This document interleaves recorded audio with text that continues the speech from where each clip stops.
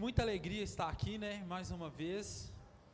E toda vez que eu subo aqui eu menciono isso, porque eu enxergo como uma oportunidade de Deus, uma oportunidade vindo dos céus, que o Senhor me concede. Eu me sinto muito feliz, mas apesar de tudo também sinto o peso do desafio, que não é pequeno. Eu trabalho com treinamentos, né, eu acho que os irmãos aqui sabem.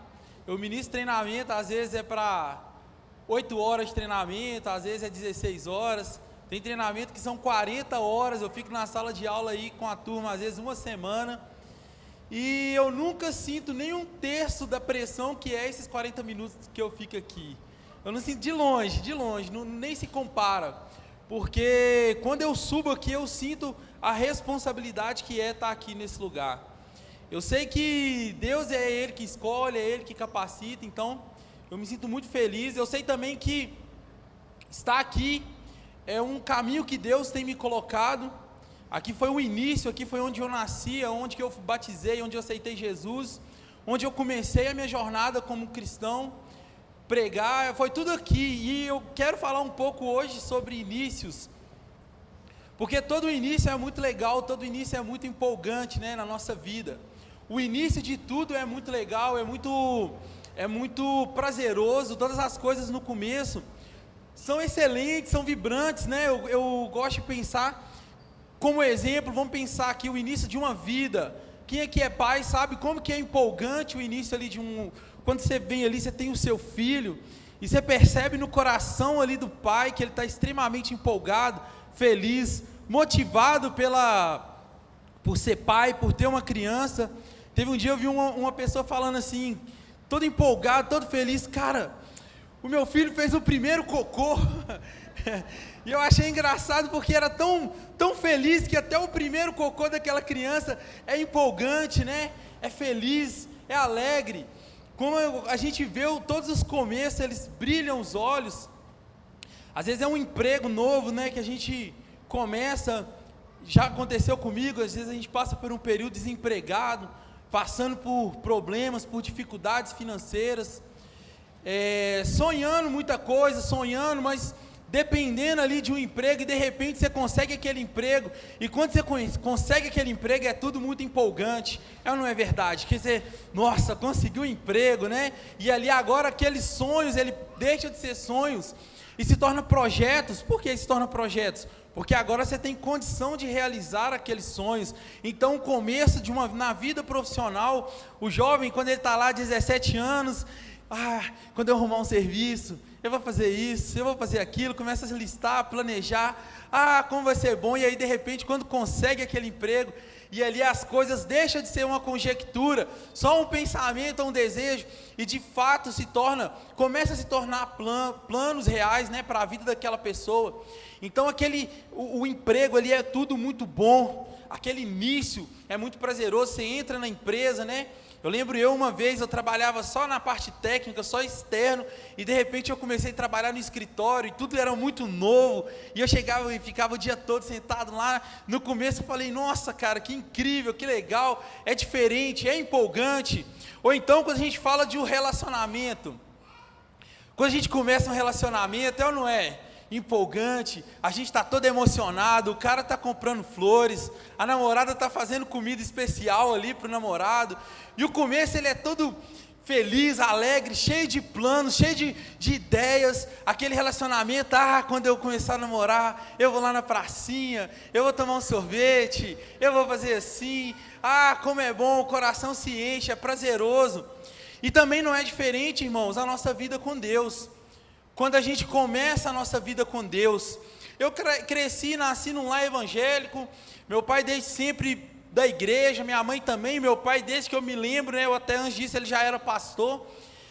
Mas eu lembro quando eu realmente entendi o que eram os planos de Deus para a minha vida, quando eu entendi o que eu precisava fazer, o que era aceitar Jesus, o que era entregar, cara, aquilo ali, nossa, mudou a minha vida, mudou a minha mente, mudou a minha forma de pensar. É ou não é verdade? Quando a gente vem para Jesus, a gente vem cheio de expectativas, o nosso coração cheio de vontades, pensando mil coisas, e de repente vem Jesus e supre todas as nossas expectativas. Ah, como é bom a gente vir para Jesus, a gente conhece, e quando Deus ele começa a mudar a nossa vida, Ele começa a mudar as coisas, Ele começa a mudar aquilo que era um problema gigantesco na sua vida, de repente você se vê, olha para trás e vê que aquele problema nem te incomoda mais, quer dizer, deixou de ser um problema. Olha como que é bom, como que é empolgante todo o começo, como que na nossa vida os começos eles são prazerosos.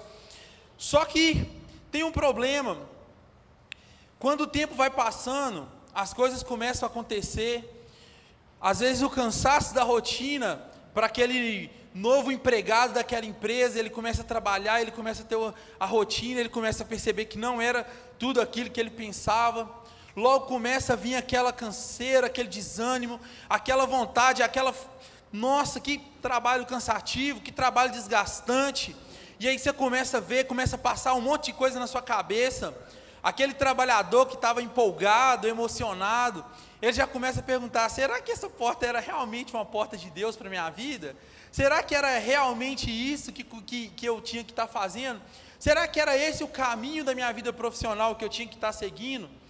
E de repente, aquela empolgação, ela sai, e ela começa a dar espaço para uma dúvida, um questionamento, uma pergunta, e aí, será que é isso mesmo?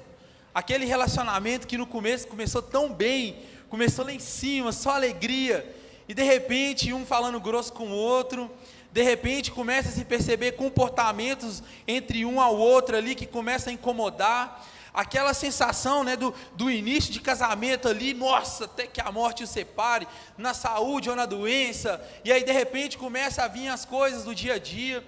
Eles costumam dizer que os grandes problemas do casamento, por exemplo, quando a gente fala na saúde ou na doença, o grande problema não é aquele câncer, mas é às vezes uma rinite que incomoda.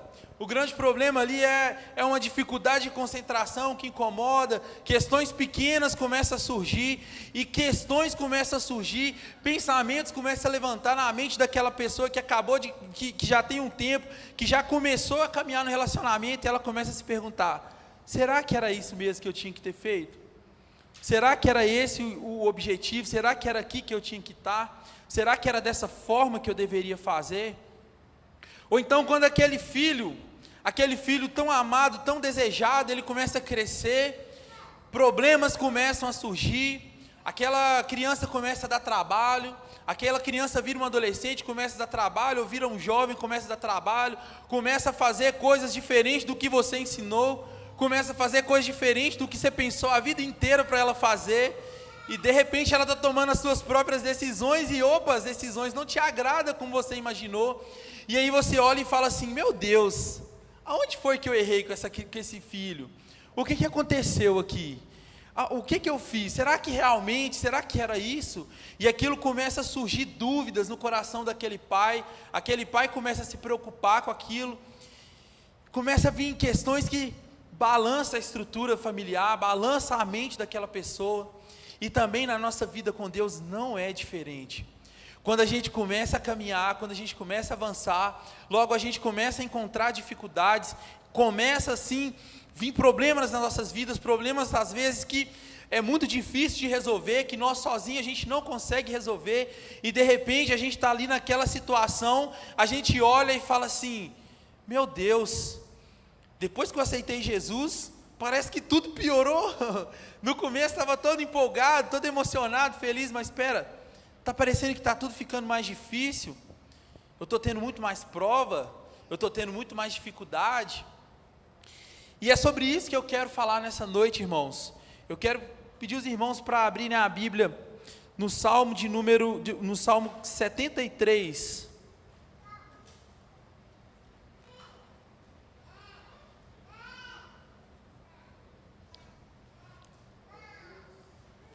A minha versão é NAA.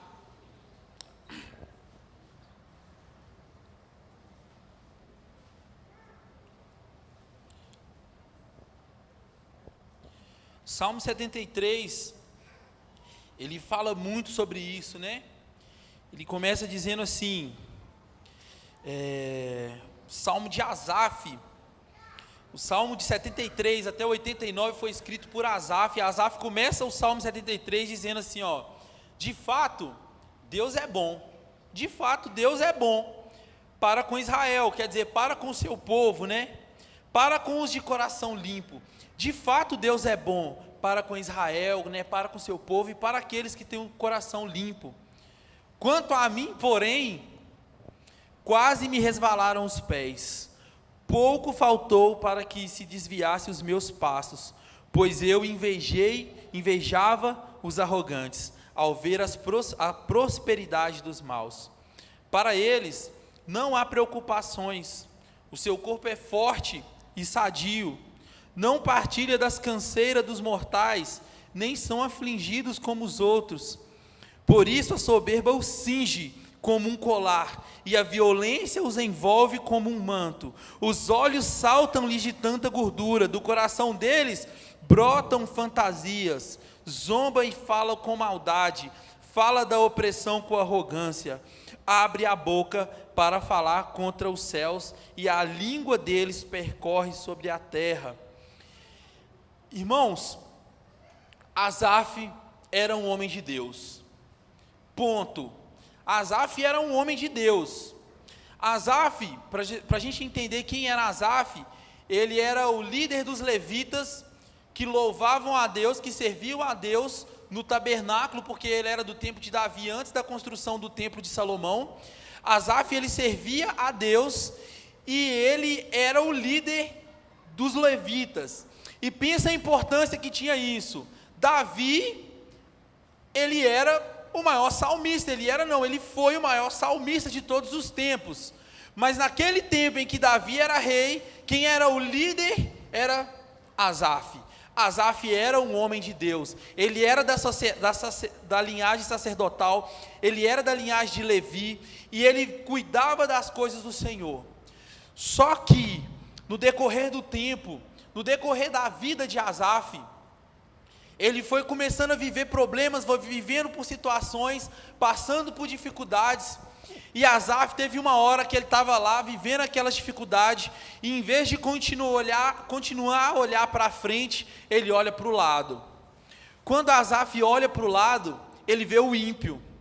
E quando ele vê o ímpio, ele se surpreende. Por quê? Porque ele estava lá lutando, pelejando nas coisas, trabalhando, caminhando e sofrendo, passando por dificuldades, vivendo angústias, vivendo problemas, e de repente, quando ele olha para o ímpio, ele vê que o ímpio, ele prosperava.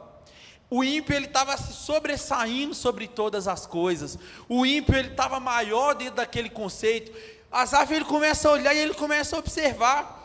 Para eles não havia preocupações, enquanto para nós que somos cristãos, a gente vive preocupações atrás de preocupação. A gente tem que ser exemplo no nosso trabalho, a gente vai ser cobrado na nossa escola, a gente vai ser cobrado na nossa vida social. Aí de repente você olha para o ímpio não tem preocupação, ele não está preocupado, ele não tem que se preocupar se ele vai dar um bom testemunho, ele não tem que se preocupar em não fraudar ninguém, ele não tem que se preocupar em não fazer o mal a ninguém. Então o ímpio, ele fica o quê? Despreocupado.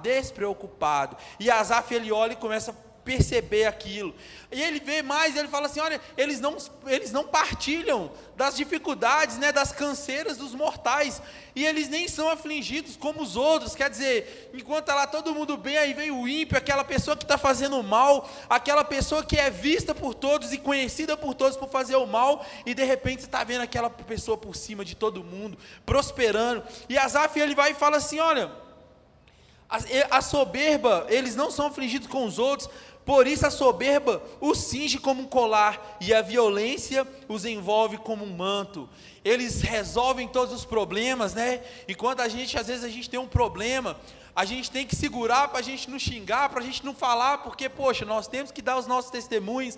Então a gente está lá segurando, aí o ímpio não. O ímpio, qual que é a forma de resolver que ele vai ter? Ele vai pela violência, ele vai pela agressividade, ele chuta, ele bate, ele agride com palavras, ele não se importa importa em maltratar, ele não se importa em humilhar as outras pessoas. E aí Asaf, ele começa a observar aquilo, e ele começa a ver as pessoas, aquelas pessoas prosperando, aquelas pessoas crescendo, e aquilo começa a contaminar o coração de Asaf. Ele começa a ficar irritado com aquela situação. Ele vê aqui, ele fala assim, né, que eles não partilham das canseiras dos mortais. Parece que os caras nunca se cansam, estão lá, trabalham de segunda a sexta, chega sexta, os caras emendam, vai na festa na sexta, termina a festa no domingo, na segunda-feira os caras estão trabalhando. E além de tudo, olha o que Asaf fala aqui, ó. Os olhos saltam tanta gordura, o coração zomba e fala com maldade. Que eu não partilho das canseiras dos mortais, nem são afligidos como os outros. Então o que? O cara não está doente, está sempre bem, ele não está. E Asaf, ele começa a perceber isso, e ele começa a perceber o quão difícil era a vida dele, e ele começa a olhar quão fácil é a vida do ímpio. E quando ele olha isso, quando isso acontece, o que ele fala? Ele fala assim, ó: quanto a mim, porém, quase os meus pés resvalaram, por pouco faltou para que se desviasse os meus passos. Irmãos, eu quero te falar uma coisa. Quando a gente começa a olhar para o que está acontecendo com o ímpio, realmente nosso coração, ele corre um sério risco de se desviar do Senhor. Quando a gente começa numa vida, no nosso trabalho, e aí a gente começa a ver que lá tem pessoas que falsificam o ponto, pessoas que mentem a hora que chegou, a hora que saiu, pessoas que vai burlando o sistema, e a gente começa a ver como que essas pessoas conseguem se dar bem, como essas pessoas conseguem ir lá na frente, elas recebem a hora extra maior, o cara trabalhou menos, recebe mais hora extra. Eu quero te falar uma coisa, que se você começar a olhar para essas pessoas, você está correndo um sério risco do seu coração se desviar. Nós, como cristãos, nós devemos ter todo o cuidado do mundo, quanto a quem a gente olha, quanto a quem a gente se referencia.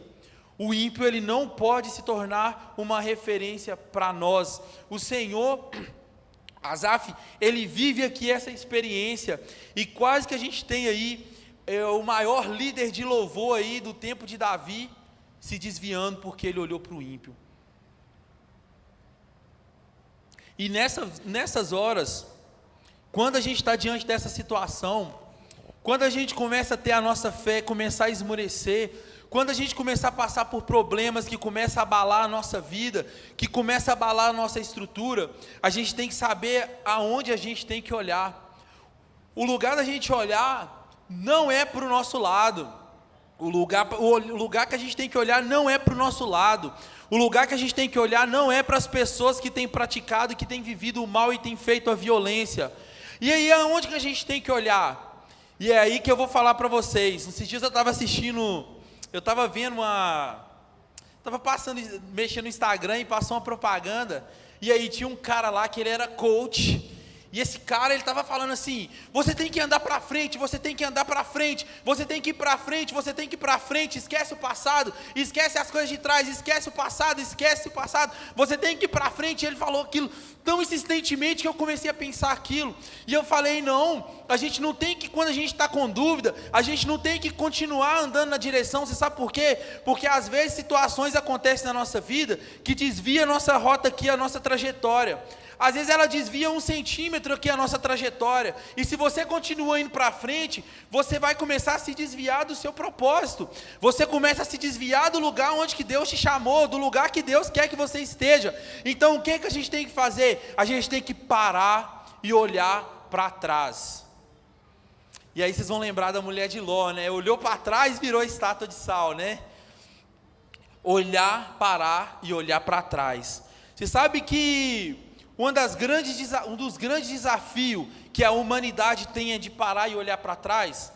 Você sabe que a nossa história, ela é cíclica. Por que ela é cíclica? Porque as coisas vêm sempre se repetindo, as mesmas coisas vêm se repetindo. Você sabe por que se repete? Porque o ser humano, ele não consegue parar e olhar para trás e ver o que aconteceu.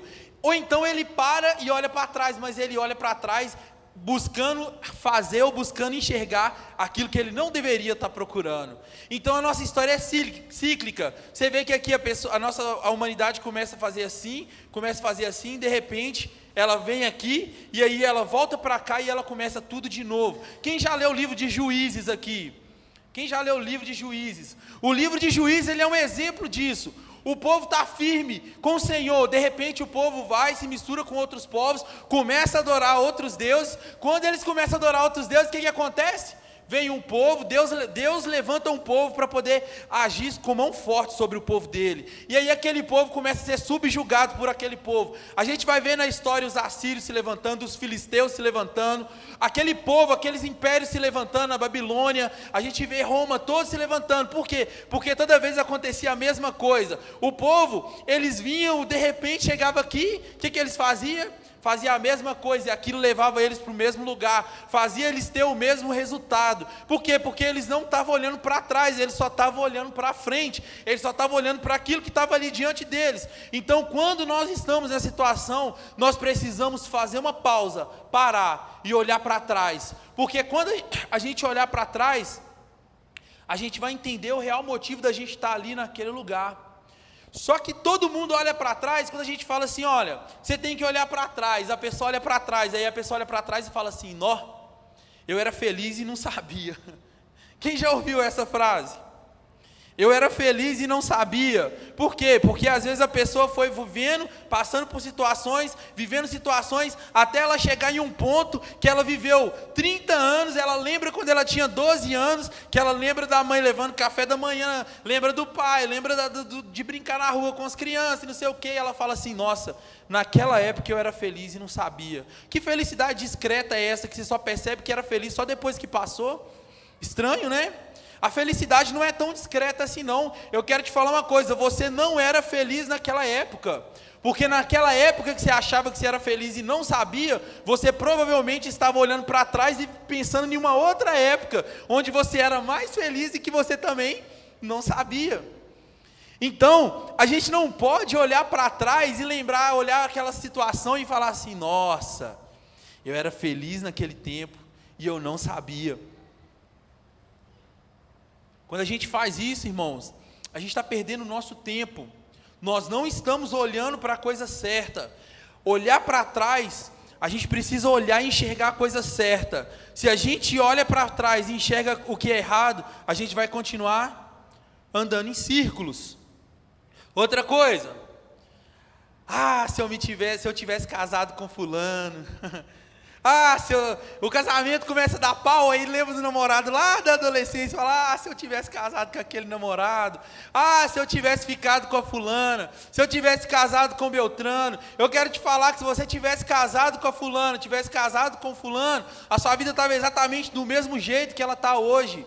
Porque as situações externas, ela muda pouco. O que mais muda e que mais interfere na nossa real situação é quem nós somos por dentro. E se você está olhando para trás e está pensando naquela pessoa que você quer, nossa, se eu tivesse me casado com fulano, talvez era tudo diferente. Eu quero te falar que não é diferente, porque o que fez você chegar onde você está hoje é quem você é, e não a pessoa com que você casou. Mas aí a pessoa, ela começa a olhar para trás, e ela começa a enxergar pessoas, situações, condições. Ou então ele fala assim, nossa, se eu tivesse arrumado outro serviço, se eu tivesse ido naquele emprego, se eu tivesse conseguido aquela vaga, se, toda vez que você fala se, você está falando de situações que você não pode resolver, e que não pode mudar você, a sua vida da agora para frente. Então não adianta a gente ficar focado no si, no que passou. Se eu tivesse feito isso, se tivesse sido aquilo, se eu não tivesse tomado tal decisão, hoje eu poderia estar muito melhor, hoje eu poderia ter feito isso. Para com isso, irmão, para com isso. É tempo da gente parar. Preciso olhar para trás, mas olhar para trás, eu preciso olhar para trás com a intenção de corrigir daqui para frente, com a intenção de corrigir a nossa vida daqui para frente. O que a gente tem que lembrar quando a gente olha para trás? Lembrar das maravilhas que o Senhor fez na nossa vida anteriormente. Se você está em um desafio muito grande, que você acha que você não vai vencer, faz igual Davi. Davi estava diante do gigante, ele olhou para o gigante e falou assim, eu já matei um urso, e Deus já me deu a vitória sobre o leão. Quem é esse gigante para achar que consegue ficar de pé na minha frente? É olhar para trás e lembrar o que o Senhor já fez. É olhar para trás e lembrar aquela vez que estava numa dificuldade, o Senhor não levantou a mão, o Senhor não estendeu o braço, o Senhor não te puxou pela mão direita, não te tomou e não te fez caminhar. Então é essa direção que você tem que pensar, é para isso que você tem que lembrar, é para isso que a sua mente tem que ser direcionada. Não é ficar lembrando, sim. Não, no dia que eu tive uma dificuldade, no dia que aconteceu assim assado, o Senhor me cuidou de mim, o Senhor me cuidou pela mão, me levantou, o Senhor me abraçou, o Senhor me conduziu e eu consegui vencer todos os desafios. Agora esse desafio aqui, eu vou vencer, porque o Senhor que esteve comigo é o mesmo Senhor que continua comigo. Lembrar do que o Senhor já fez, né? Lembrar de como que nós vencemos as dificuldades e como que a gente saiu mais forte delas. Olha para trás e lembra daquelas dificuldades, aquela que você achou, nossa, essa aí eu não vou vencer, e você venceu, e você foi mais forte, e você está aqui, o Senhor cuidou de você. Lembra de Jó? Jó, ele tinha uma vida toda boa, de repente ele passa por uma situação gigantesca, só que no final de tudo, o que ele fala assim, olha, antes eu conhecia a Deus só de ouvir falar, mas agora os meus olhos viu Ele. Quer dizer, eu passei por essas dificuldades e fiquei muito mais forte, eu consegui muito mais experiência com Deus. Lembra, irmão, das experiências que você já teve com Deus.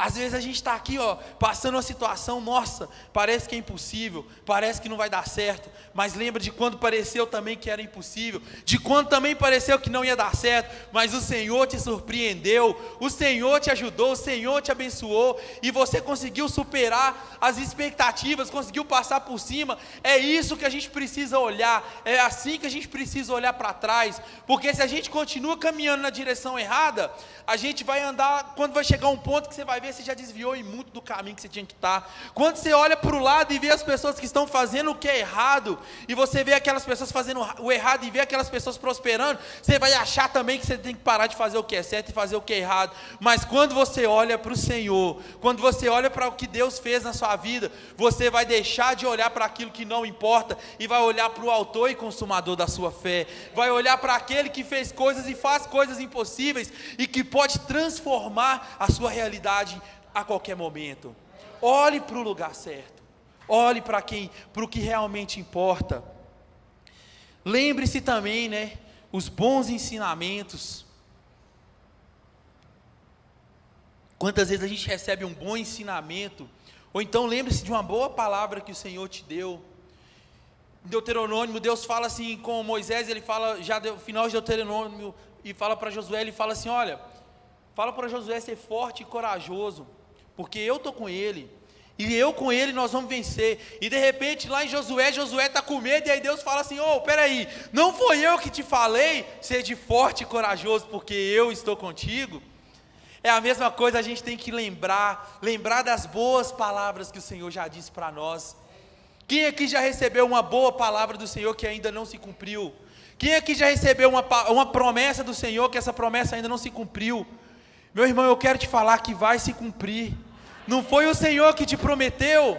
Por acaso nosso Deus, Ele é mentiroso para não cumprir aquilo que Ele te prometeu? O tempo e a hora talvez ainda não chegou, mas a promessa do Senhor era infindável. A promessa do Senhor, ela não falha, ela não vai se tornar uma mentira na sua vida. É o Senhor que está te falando. Olhe para trás, lembre das promessas. Não foi eu que te falei, seja forte e corajoso, porque eu sou contigo. Quando essas coisas vier à sua mente, irmão, aí você vai lembrar que Deus nunca te abandonou. Quando você começar a desanimar, quando o meio do caminho começar a ficar difícil, começar a ficar cansativo, o caminho ficar embaraçado, e quando você olhar para trás, você vai lembrar que Deus nunca te abandonou. Você vai lembrar que você tem um pai que cuidou de você o tempo todo. Você vai lembrar que você tem um pai que cuida integralmente de você. Quando você olhar para trás e enxergar isso, você vai enxergar também o tanto que Deus já te livrou. Quem aqui já viveu um livramento da parte de Deus que nunca vai conseguir esquecer? Quem aqui já falou assim, já pensou, agora está tudo acabado? E Deus, Ele te tomou pela mão e cuidou de você. Quando você se lembrar e olhar para trás, você vai perceber que o seu Deus, Ele não te abandona. E isso vai te dar força e vai te encorajar a vencer qualquer obstáculo, seja esse obstáculo que for. Quando você olhar para trás e buscar as coisas certas, você vai saber que o Senhor teu Deus, Ele nunca esqueceu de você. Deus, Ele nunca se esqueceu de você. Ele não se esquece das promessas que Ele fez para você. Ele não se esquece das suas orações. Às vezes as orações que você fez, até você já esqueceu. Mas eu quero te falar que Deus, Ele não esqueceu. Às vezes Deus, Ele está ali lembrando, Ele está só esperando o tempo certo, o tempo oportuno para poder te honrar. Quantas vezes que eu já vivi na minha vida, passei por momentos que eu vi Deus me abençoando com coisas que eu tinha pedido, e eu só lembrei quando a bênção chegou, eu nem lembrava mais. Eu falei, Senhor, quando isso e isso acontecer, eu vou fazer isso, isso e isso, e de repente, do jeito que eu falei, aconteceu. Do jeito que eu orei, aconteceu. Do jeito que eu pedi. E eu lembrei que Deus, Ele nunca se esquece de nós. E nosso amor, Ele é falível. Nós falhamos. Quantas vezes que eu já me esqueci? Quantas vezes que eu já falhei? Só que o amor de Deus, Ele não diz respeito ao tanto que nós amamos Ele, mas sim o tanto que Ele nos ama. O amor do Senhor, Ele não é a revelação do nosso amor que é imperfeito, é fraco, é quebrável, mas é a revelação do amor que é perfeito, que é infalível, que não falha, que não quebra, e é o amor que Ele separou para nós, é o amor que Ele colocou no Seu Filho e enviou a Ele para nós, para poder nos libertar dos nossos pecados. As nossas falhas se tornam tão pequenas, diante de um amor de um Deus tão grande. E quando a gente olha para trás, e procura a coisa certa, Deus, Ele nos surpreende. Eu quero te animar, irmãos, a não se esquecer daquilo que você pediu para Deus. Anota, não se esquece, porque você vai ver que você tem um Deus que Ele cuida de você em todos os detalhes. Quando você estiver achando que estiver tudo fracassado, que estiver tudo perdido, o início é muito empolgante, o início é muito bom, mas não tem nada melhor do que ver um Deus que te pega pela mão e te cuida durante todo o caminho, durante toda a sua jornada. E às vezes você não consegue enxergar o que Deus quer te mostrar, mas Ele está lá. Às vezes você acha que você está sozinho, mas eu quero te falar, não, independente do que se você estiver passando, você não está sozinho. Você tem um Deus que cuida de você. Você tem um Deus que está do seu lado, um Deus que te pega pela mão. Então, toda vez que você se sentir perdido, eu quero te encorajar a olhar para trás. E olhar para trás e lembrar das grandes coisas que o Senhor fez por você. Das grandes coisas que Deus fez na tua vida. E foi o que Asaf percebeu. Asaf, ele olha para trás. Lá no versículo 17... Vamos ler? Ele continua falando do ímpio, e ele fala assim, olha, em só refletir para compreender isso, achei que a tarefa era pesada demais para mim.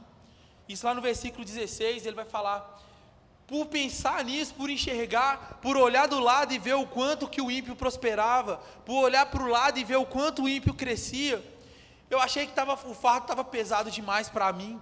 Estava tudo muito difícil.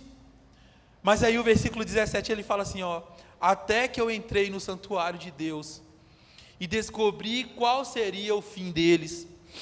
Tu certamente os pões em lugar escorregadio e os fazes cair na destruição. Como são destruídos no instante, são totalmente aniquilados de terror, como acontece com um sonho, quando alguém acorda. Assim, ó Senhor, ao despertares, desprezarás a imagem dele. Versículo 21, quando o meu coração estava cheio de amargura, e o meu íntimo se comoveu, eu estava embrutecido e sem entendimento, eu era como um animal diante de ti, no entanto, eu sempre contigo, tu me seguras pela mão direita, tu me guias com teu conselho, e depois me recebe na glória. E ele vai falar assim, quem tenho eu no céu além de ti, e quem poderá eu querer na terra além de ti? Todos os benefícios do ímpio, tudo aquilo que o ímpio constrói, são coisas solúveis, são coisas que desfaz, são coisas que não têm fundamento, mas aquele que constrói a sua casa na presença do Senhor, aquele que constrói a sua casa na rocha, terá o maior de todos os benefícios, que é a presença de Deus. Quem eu tenho eu no céu além de ti? Eu não preciso de nada no céu ou na terra ou debaixo dela, além da forte mão poderosa do Senhor, a mão que me guia, a mão que me pega e me leva aonde eu preciso ir. Quem eu preciso? Eu não preciso de nada se eu tenho o Senhor. Ele vai continuar, ainda que a minha carne e o meu coração desfaleça, Deus é a fortaleza do meu coração e a minha herança para sempre. Os que se afastam de ti, certamente perecerão. Tu destrói todos os que são infiel para contigo. Quanto a mim, eu não estou preocupado em prosperar, eu não estou preocupado em ser rico, eu não estou preocupado em ter dinheiro, eu não estou preocupado em ter boa saúde, mas quanto a mim, bom é estar perto de Deus. Faço do Senhor Deus o meu refúgio, para proclamar todas as suas obras. Olha a experiência que Asaf teve. Asaf descobriu que não existe nada melhor do que estar na presença de Deus. Não existe nada melhor do que estar na presença de Deus. Você pode não ter nada, mas se você tem o Senhor, você tem tudo. E o ímpio, ele pode ter tudo, mas se ele não tem a presença do Senhor, ele não tem nada. Esses dias eu estava vendo um vídeo que foi lá de 1930, que foi gravado em 1930, e eu olhava as pessoas assim, olhava as pessoas andando de um lado para o outro, e eu fiquei pensando, caramba, 1930, aquelas pessoas lá, aquela sociedade organizada, a vida vivendo, as pessoas vivendo, a vida acontecendo, e eu olhei para aquelas pessoas, eu pensei assim, caramba, quem dessas pessoas aí está vivo até hoje? Ninguém. Você sabe por quê, irmãos? Porque a vida ela é desse tamanho aqui, ó. O que me adianta construir grandes tesouros aqui nessa terra? O que me adianta eu ser grande, buscar e ter e crescer e ser cheio e ser próspero de coisas aqui nessa terra, dizendo que a minha vida ela é desse tamanho aqui, ó. O que adianta eu ter o meu coração alojado nisso aqui? Não adianta nada. O meu coração ele tem que resultar no Senhor, porque o Senhor é a minha herança. Ele vai falar aqui, ó, é bom estar perto do Senhor, eu faço de Deus o meu refúgio. É bom estar perto de Deus, é estar na presença de Deus, porque lá eu sei que tudo que eu construir, lá eu vou ter para sempre. Do que adianta a nossa vida, os nossos 70, 80 anos aqui nessa terra, se a gente não construir nada na eternidade? O que adianta a gente ver o ímpio prosperar? Ariel, mas o cara tem 80 anos e o cara rouba desde que ele tinha 10 anos de idade. Parece que o castigo dele nunca chegou. Ele está só lá roubando, e mais roubando, e mais roubando, e agora ele está roubando muito mais, e ele está lá, e aí? O que vai acontecer? O que está acontecendo? Eu quero te falar, irmão, que o castigo dele provém da parte de Deus. Eu vou fazer igual a Asaf, eu quero estar perto de Deus, porque a recompensa do ímpio ela vai chegar, mas a recompensa do santo também vai chegar. Então, indiferente do que aconteça, eu sei que a minha expectativa e a minha esperança ela está no Senhor, e é nele a quem eu vou confiar, é nele onde eu vou depositar as minhas esperanças, as minhas expectativas, a minha fé, porque tudo que eu depositar a minha fé aqui, vai se acabar, mas o que eu depositar nas mãos do Senhor, eu vou ter para sempre. Irmãos, não junteis tesouros, onde o ladrão pode roubar, onde a traça pode roer. Não, para quê? Existe um lugar onde o nosso tesouro ele vai durar para sempre, e é na presença do Senhor. E o ímpio, não vamos invejar o ímpio, porque o ímpio, o caminho dele, a tendência é o quê? É ele cair, uma hora vai chegar, ele trilha caminhos que parecem direito, como diz lá em Provérbios Provérbios 14, versículo 12, existem caminhos que para o homem parece até direito, mas o fim deles são caminhos de morte. Quantas vezes a gente viu pessoas caminhando em caminhos que até parecia ser direito, mas que no final a gente via que aquela pessoa estava caminhando diretamente para a morte. Não, eu vou caminhar Aqui nessa vida, aqui nessa terra, caminho tortuoso sim, caminhos de dificuldade sim, caminhos que eu vou ter que me pegar em alguma hora e olhar e falar, é aqui mesmo? Será que eu estou no caminho certo? Será que eu estou na direção certa? Mas eu vou olhar para trás e vou saber tudo que Deus fez até hoje, e eu vou caminhar nessa direção, porque é esse caminho que me conduz para a vida eterna. Caminhos que parecem direito, mas que conduzem à morte, eu não quero nem passar perto. A estrada que conduz à morte, ela é larga, e existem vários caminhos, mas a estrada que conduz à vida, ela é um caminho só. Na verdade, ela é o caminho, e esse caminho é Jesus, e esse caminho que eu quero caminhar, é essa vida que eu quero viver, é isso que eu quero ser, viver Jesus, estar em Jesus, porque é isso que vai me levar até a vida eterna. Esses dias eu estava trabalhando numa empresa. Eu estava em uma empresa no sul de Minas, e lá era uma usina hidrelétrica, né? Uma usina hidrelétrica gigantesca. E eu estava lá e, assim, tudo era muito grande, assim, né? Tava aqui, tinha uma barragem, por exemplo, eu estava a 45 metros abaixo do nível de água lá em cima, assim, ó, trabalhando lá, fiquei lá uma semana. Muita coisa me chamou a atenção, eu tive o prazer de ir lá, conhecer todo o processo, mas teve uma coisa que me chamou muita atenção. Essa época agora, a gente está numa época que chama época de Piracema. A época de Piracema, o peixe, ele sobe o rio, até as nascentes do rio, para poder botar os ovos lá. Ele sobe lá e vai chegando, até ele procurar um lugar que tem a característica de ser o quê? A água ser mais quente, mais oxigenada, e mais livre de predadores, de grande predador, porque ali ele vai botar os ovinhos dele lá. Ele sobe, o ambientalista estava me explicando, que ele sobe às vezes até 140 quilômetros rio acima, para poder chegar lá em cima e botar os ovos dele lá na nascente do rio. E lá na usina, né, aí tem um problema. Por quê? Porque tem a usina, e a usina é uma barragem, que faz uma barreira aqui, que proíbe ali o peixe de continuar subindo.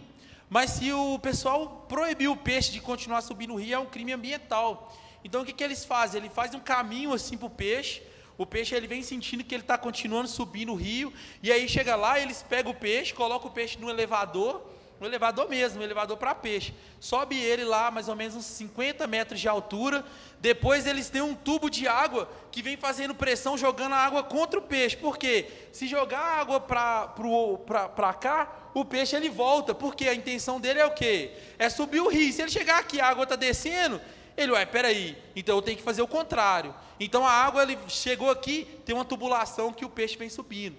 No dia que eu estava lá, eles acharam um peixe lá que tinha 1,40 m de altura, era quase do meu, um pouquinho assim, né? E eu fiquei impressionado, era um surubinho. E você sabe o que me impressionou? O esforço que aquele peixe faz para poder voltar lá onde ele nasceu, para poder dar a mesma oportunidade que ele deu para o filho dele poder começar.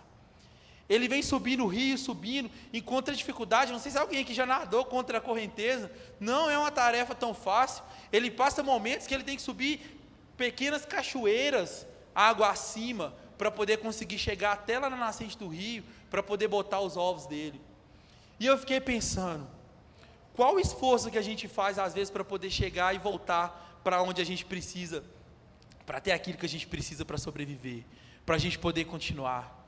Olha só o esforço que ele faz, a dificuldade que é o caminho tortuoso, a dificuldade, é igual eu até brinquei, né? Era muito mais fácil ele chegar ali e botar o ovo, né? Mas são caminhos que parecem ser direito, parece ser fácil, parece ser o mais fácil, mas não é aquilo que Deus colocou para nós. A nossa vida também é assim. Muitas vezes nós vamos ter que enfrentar as dificuldades, nós vamos ter que subir o rio, nós vamos ter que nadar contra a correnteza, 140, 150 quilômetros, até a gente chegar no lugar onde tem oxigênio, chegar no lugar onde tem temperatura. É engraçado, né? Porque quando uma pessoa ela está morrendo, ela perde algumas funções. Ela perde primeiro, a primeira coisa que ela perde, a respiração. Ela entra em parada respiratória, depois ela perde batimentos cardíacos, Então ela entra em parada respiratória, depois parada cardiorrespiratória e depois ela perde temperatura. Sabe qual que é a forma de intervir nesse ciclo? Aquecendo.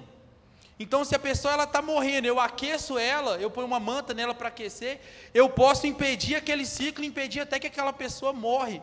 É por isso que é importante fazer igual o peixinho, ele vai lá onde ele busca o quê? Oxigênio, onde ele busca água mais quente. A gente também precisa ser assim, independente da dificuldade que é. A gente vai ter momentos na nossa vida que nós vamos precisar caminhar, subir no rio, nós vamos precisar passar pelo processo mais difícil, pela parte mais difícil, e eu quero te encorajar que quando chegar esse momento, você não ficar preocupado com a correnteza que está te jogando para baixo não, mas mantenha o seu coração firme no oxigênio e na água quente que vai estar lá na frente esperando. Mantenha sua mente firme naquilo que são suprimentos necessários para a sua vida, seja espiritual ou seja a sua vida física. Buscar um melhor caminho, o caminho mais fácil ou o caminho mais rápido, nem sempre vai te levar para a vida. Muito pelo contrário, na maioria das vezes ele vai te levar para a morte. Mas eu quero te encorajar a lutar e buscar caminhar pelo caminho mais difícil, porque quando você começa a ir pelo caminho mais difícil, você vai começar a ser mais forte. Você vai começar a desenvolver mais, o Senhor vai estar com você, você vai superar as dificuldades, o Senhor Ele vai te tomar pela mão e Ele vai te conduzir até o final. E por último, irmãos, é importante a gente entender que Deus Ele nos chamou para uma jornada, que tem começo, meio e o fim. A nossa jornada ela tem começo, meio e o fim. E ele já nos mostrou como que é essa caminhada. Ele já nos mostrou como vai ser esse caminho que nós vamos viver. O começo, como eu falei, ele é empolgante, ele é bom, vibrante, mas o meio vai ser difícil. O meio, o próprio mestre disse: no mundo tereis aflição, mas tem de bom ânimo, porque eu venci o mundo. E o fato de Jesus já ter vencido o mundo nos encoraja a vencer o mundo que nós precisamos a vencer diariamente. O começo ele é empolgante, o meio ele é difícil, mas o final ele vai ser maravilhoso. Os irmãos abrem a Bíblia em Apocalipse, capítulo 21.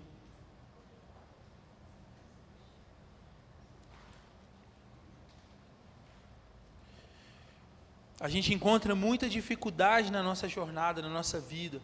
A gente passa por muitos problemas na nossa vida. Mas eu quero encorajar vocês falando que lá no final existe uma promessa que não vai deixar de ser cumprida para todos nós. Então João escreve assim lá no capítulo 21, a partir do versículo 1, ele fala assim: olha, e vi um novo céu e uma nova terra, pois o primeiro céu e a primeira terra passaram. A primeira fase da dificuldade, a luta, o sofrimento, já passou.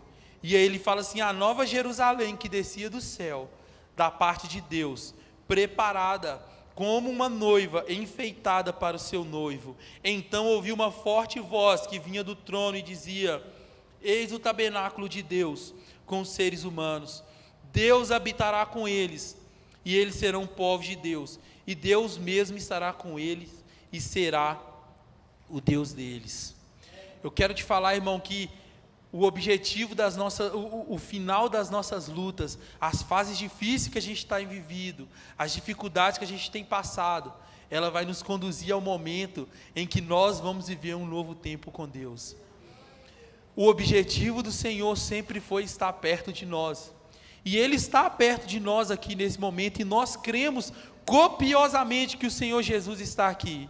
Mas chegará um tempo em que não será espiritual e físico mais, mas nós viveremos na mesma dimensão, tendo o mesmo contato, enxergando Ele da mesma forma que estamos enxergando uns aos outros aqui. Eu quero te falar que essa é a promessa do fim. Ele vai falar assim, ó: e lhes enxugará dos olhos todas as lágrimas, não existirá mais morte, já não haverá luto, nem pranto, nem dor, porque as primeiras coisas já se passaram.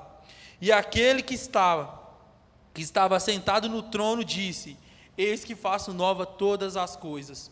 E acrescentou: Escreve, porque estas palavras são fiéis e verdadeiras.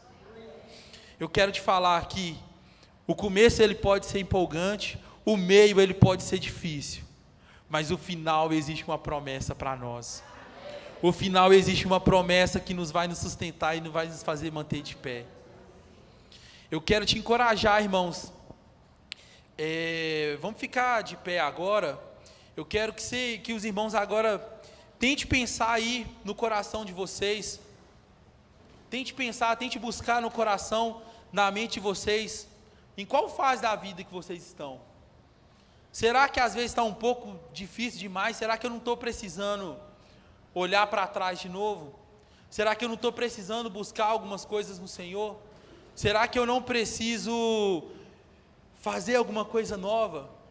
Busque agora na sua mente, olha a fase que você está vivendo nesse exato momento. Aonde que ela se encaixa aqui nesse momento? Se você está assim, Ariel, eu quero começar minha vida com Deus. Eu quero começar minha jornada com Deus. Eu quero te encorajar a começar a sua jornada com Deus. Mas se você falar comigo assim, cara, eu já estou vivendo um monte de dificuldade, eu estava quase pensando em desistir. Eu quero te encorajar a olhar para trás e lembrar de todas as coisas que o Senhor fez por você. Eu quero te fazer você voltar a lembrar o momento exato aonde que o Senhor te segurou pela mão, onde o Senhor cuidou de você. E as dificuldades, irmãos, elas vêm sim. O mundo é assim, está cheio de dificuldade. Mas existe um mestre que já venceu o mundo e te entregou o mundo vencido. O mundo que você também é capaz de vencer. Feche os seus olhos agora e peça ao Senhor para te dar força, coragem para poder continuar caminhando na presença dEle.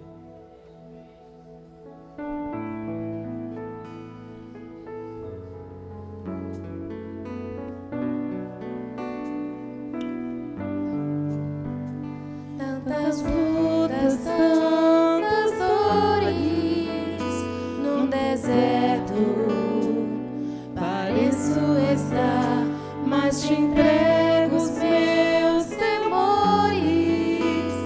Sei que em ti, Senhor, posso confiar.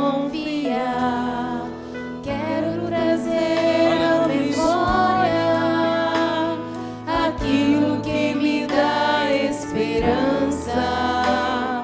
Quero trazer à memória aquilo que me dá esperança. Como é bom poder pertencer ao Deus de amor. Como é bom poder confiar em tua fidelidade. Eu descanso em ti, eu espero em ti, eu te adoro, Deus de amor. Como é bom poder pertencer ao Deus de amor. Como é bom poder confiar em tua fidelidade. Eu descanso em ti, eu espero em ti, eu te adoro, Deus de amor. Irmãos, eu quero fazer um convite agora. Eu não quero chamar ninguém para vir aqui na frente, mas o Senhor tem me falado de pessoas que caminhava com o Senhor e que estava na presença dEle, caminhando com Ele, e de repente começou a se perder por ensinamentos de pessoas, perder por ensinamentos de terceiros, a dar ouvido às vozes, a enxergar o ímpio, a observar o ímpio. E o Senhor hoje Ele está te convidando, Ele está convidando pessoas aqui a voltar e a olhar para trás. Então eu quero te convidar a fazer uma oração nesse momento. Eu quero que você olhe agora, pare agora e lembre-se de que o Senhor já fez. Lembre-se do bom ensinamento que o Senhor te fez.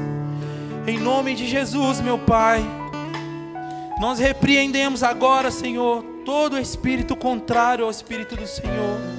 Nós repreendemos agora toda a potestade do maligno que tem sido usada para confundir a mente de pessoas aqui. Nós repreendemos agora nesse momento, Senhor, que em nome de Jesus, que todo mal venha se dissipar e que demônios que têm perturbado a mente de pessoas que venham cair por terra agora em nome de Jesus. Senhor, nós entendemos e nós conhecemos o Senhor e os teus bons ensinamentos. E eu quero te pedir, Pai, que o Senhor venha fazer com que pessoas retornem aos caminhos do Senhor nessa noite. Pessoas que deixem de ouvir. Eu vejo que o Senhor tem me mostrado que tem pessoas ouvindo vozes que não vêm do Senhor. E essas vozes têm o influenciado, têm tirado do caminho do Senhor. Eu quero te convidar a voltar agora para o caminho do Senhor. A voltar para aquilo que você conhece, aquilo que você já viveu. Não levar em consideração aquilo que tem sido dito, mas sim aquilo que o Senhor fez para a sua vida. Não levar em consideração a palavra dos outros ou ensinamentos, mas a experiência que você já teve com Deus. Em nome de Jesus, Senhor. Irmãos, e eu quero também fazer uma oração. Se tem alguém aqui nessa noite que ainda não entregou a sua vida a Jesus, que ainda não começou a sua caminhada com Jesus, eu quero fazer uma oração agora nesse momento. Você que está aí, sentiu a presença do Senhor, percebeu que o caminho realmente é o Senhor, que você precisa do Senhor. Se tem alguém aqui nessa noite que quer entregar a sua vida a Jesus e começar a caminhar uma jornada que não vai ser fácil, que vai ser difícil sim, mas que vai te conduzir para a vida eterna. Se tem alguém aqui nessa noite que quer aceitar Jesus como Salvador, levante a mão nesse momento.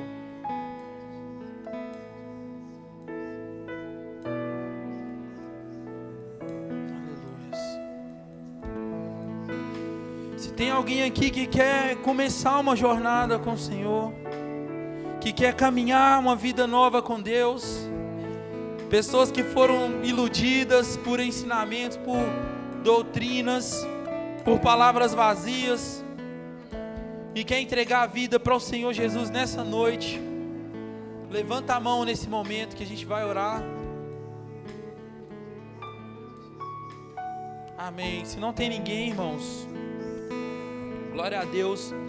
Que essa palavra então brote no coração dos irmãos, e que assim como brotou no meu coração, assim como Deus me falou nessa mensagem, que Deus também possa falar no coração de vocês, e que a vida de vocês seja uma constância em estar caminhando para frente, mas sabendo de tudo que também Deus já fez no passado com vocês.